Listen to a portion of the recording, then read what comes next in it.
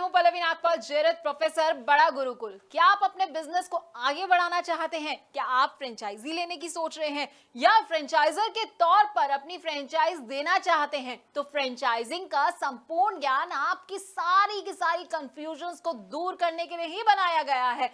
इस कोर्स में हम आपको बताएंगे कि फ्रेंचाइजिंग का मतलब क्या होता है। फ्रेंचाइजी, फ्रेंचाइजर, फ्रेंचाइज, ये सारे ना बड़े अलग अलग तरह के शब्द हैं, लेकिन सुनने में एक जैसे लगते हैं। तो इनमें अंतर क्या है, इनमें स्कोप क्या रहेगा आपके लिए और इनकी क्या क्या इंपॉर्टेंस है, ये हम आपको इस कोर्स में बड़े अच्छे से समझाने वाले हैं। इसके साथ ही हम आपको ये भी समझाएंगे कि बिजनेस और फ्रेंचाइजिंग में आखिरकार क्या अंतर होता है, फ्रेंचाइज और एजेंसी क्या होती है, एजेंट और फ्रेंचाइजी इसमें क्या डिफरेंस होता है, इसको भी कवर करेंगे।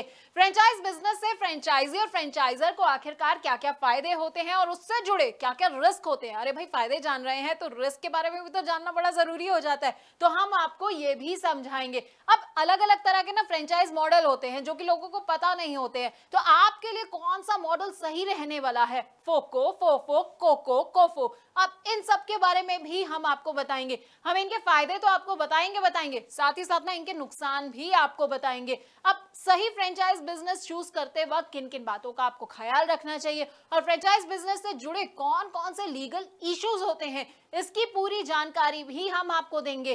फ्रेंचाइज बिजनेस में सबसे इंपॉर्टेंट होता है फ्रेंचाइज डिस्क्लोजर डॉक्यूमेंट। अब इसके बारे में ना आपको विस्तार से अगर कहीं जानकारी मिलेगी तो वो आपको हमारे इस कोर्स के जरिए ही मिलेगी। इसमें क्या क्या आइटम्स होते हैं, कौन कौन से क्लॉजेस होते हैं, साथ ही आपको फ्रेंचाइजिंग अग्रीमेंट और उनके टाइप्स के बारे में भी हम पूरी की पूरी जानकारी देंगे। देखिए, फ्रेंचाइज बिजनेस को इवैल्यूएट करने का ना एक अलग क्राइटेरिया होता है, तो वो क्राइटेरिया क्या होता है ये हम आपको बताने वाले हैं।